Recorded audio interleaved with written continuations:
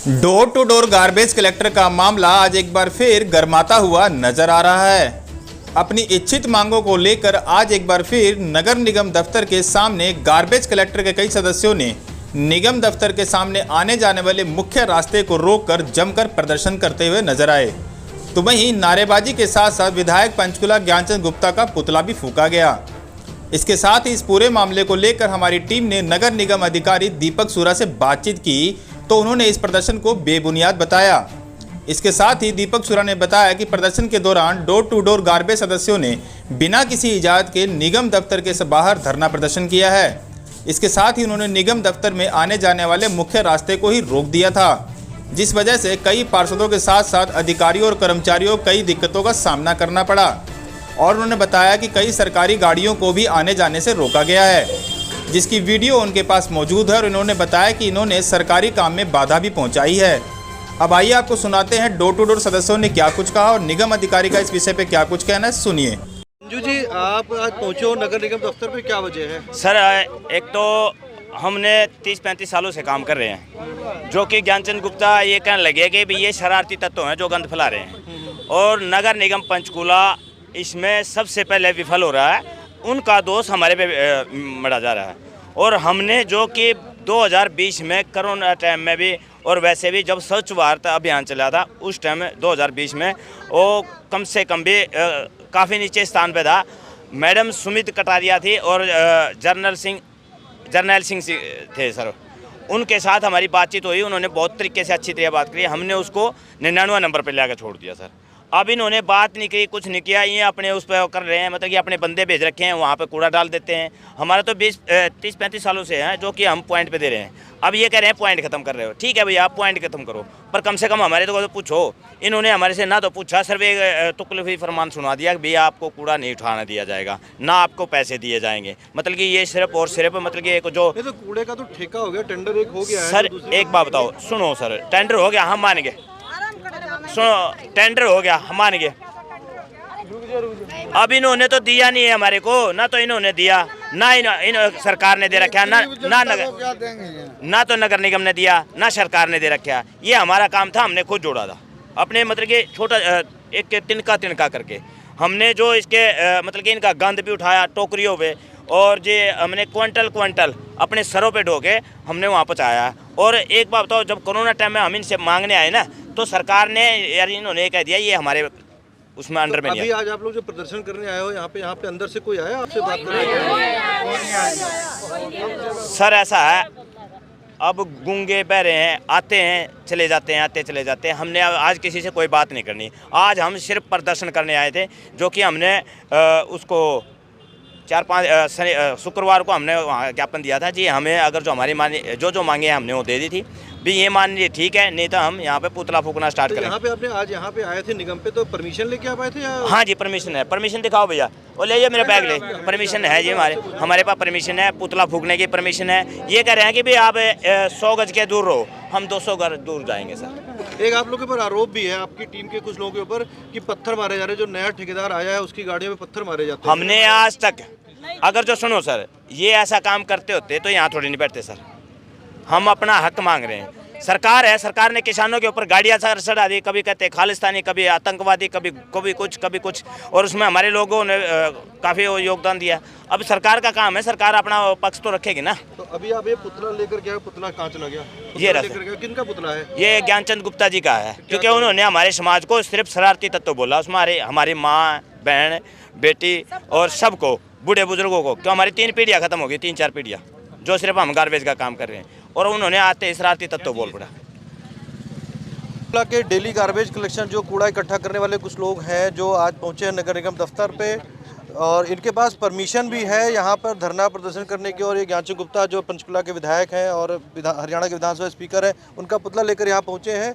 तो इनकी कुछ मांगे हैं जो कि एक ठेका ये लोग रोज का रोज घर के लोगों से घरों से सामान उठाते थे, मगर अब जो एक सोनीपत की कंपनी है जिसको कि ठेका दे दिया गया लोगों के घरों से कूड़ा करकट उठाने का, उसको लेकर के इनकी कुछ मांगे हैं जिसको लेकर के आज ये नगर निगम दफ्तर पहुंचे। और ये विधायक से आपका इस पुतला भी लेकर के पहुंचे हुए, जिसका शायद अभी क्या करने वाला है इस पुतले के साथ में? अब सर कुछ नहीं है, आग वो लगाएंगे सर। तो इनकी कुछ मांगे हैं जो कि एक ठेका ये लोग रोज का रोज घर के लोगों से घरों से सामान उठाते थे, मगर अब जो एक सोनीपत की कंपनी है जिसको कि ठेका दे दिया गया लोगों के घरों से कूड़ा करकट उठाने का, उसको लेकर के इनकी कुछ मांगे हैं जिसको लेकर के आज ये नगर निगम दफ्तर पहुंचे। और ये विधायक से आपका इस पुतला भी लेकर के पहुंचे हुए, जिसका शायद अभी क्या करने वाला है इस पुतले के साथ में? अब सर कुछ नहीं है, आग वो लगाएंगे सर, ध्यान करें। आप लोगों ने विधायक साहब के पास गए थे, क्या बोला सर? मिले थे, उन्होंने सिर्फ झूठे आश्वासन दिए और बाद में सिर्फ यही बोला कि भाई क्या नाम लिया कर ये शरारती तत्व हैं और इनका मतलब कि इन्होंने पंचकूला को खराब किया है, पंचकूला में कूड़ा डालने का काम करें। तो परमिशन दिखा दे, परमिशन है? परमिशन हमारे पास है, ये लिखा है सर, साफ लफ्ज़ों में लिखा है। जितने भी इनके मतलब के विधायक हैं और जितने मंत्री हैं, इनका सबका पुतला फूंका जाएगा जो हमारी मांगे नहीं मानी। हमारी कोई ये नहीं है कि हमारी जायज़ मांगे हैं, सरकार ने हमें नहीं दिया, ना ज्ञानचंद गुप्ता जी ने दिया, हमने तो ये सिर्फ अपने आप का इकट्ठा किया। सर कोरोना टाइम में हमारे लोगों ने जो काम किया है उसका ये सिला दिया है इन्होंने, सिर्फ और सिर्फ किसी से पूछा ना था, अच्छा बस है में ठाके फेंक दिया। चले ये थे इनके साथ बातें। अब आगे देखते हैं इस मामले को लेकर के नगर निगम के अधिकारी क्या कहते हैं। सर आज ये door to door garbage collection वाले निगम के बाहर बैठे में क्या है इनका पूरा मामला?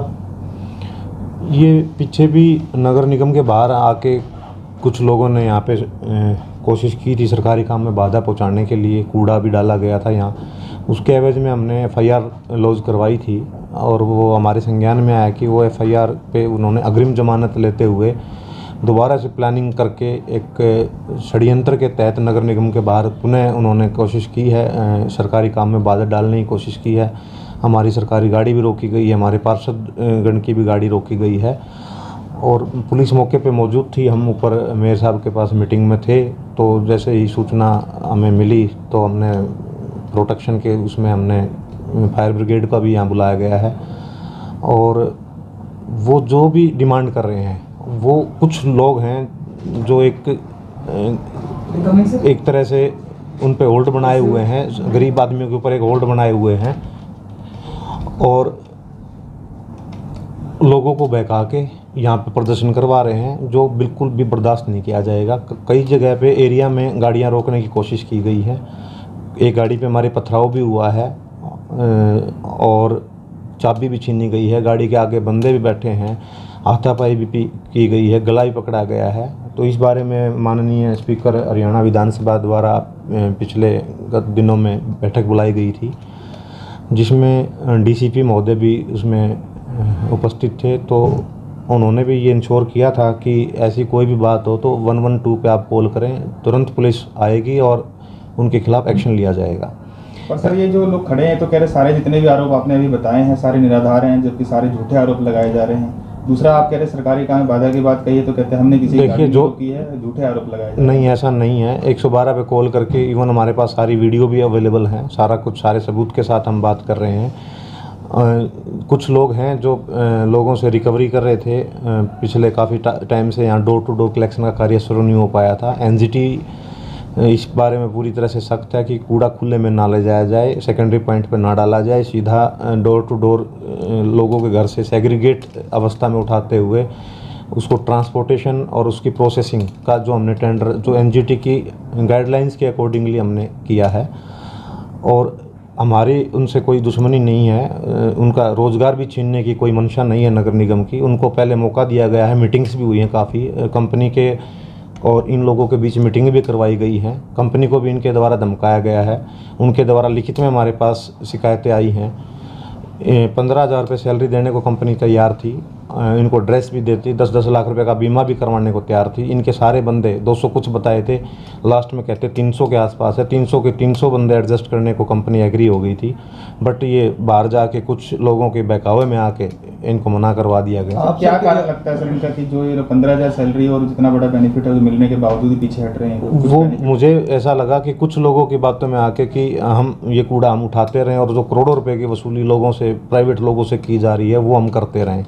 इनके वो जो पैसे का नुकसान हो रहा है वो इनसे बर्दाश्त नहीं हो रहा है। आप सर कह रहे हैं कि गाड़ी रोकी गई, सरकारी गाड़ी रोकी गई, बट इनका तो कहना है कि तो परमिशन लेकर के आए हैं आप। नहीं, ऐसी कोई परमिशन नहीं है। इनका एक नोटिस ज़रूर आया था कि हम ऐसे ऐसे इसके खिलाफ प्रदर्शन करने की तैयारी में हैं। ये धरना स्थल नहीं है, कोई नगर निगम का कार्यालय है। आगे से मैं आपके माध्यम से ये भी कहूँगा कि अगर कोई धरना देना है, कोई रोष है, तो अपना प्रॉपर जो स्थल सरकार द्वारा निर्धारित किया गया है सेक्टर 5 में, वहाँ पे जाके दें और कानून को अपने हाथ में ना लें।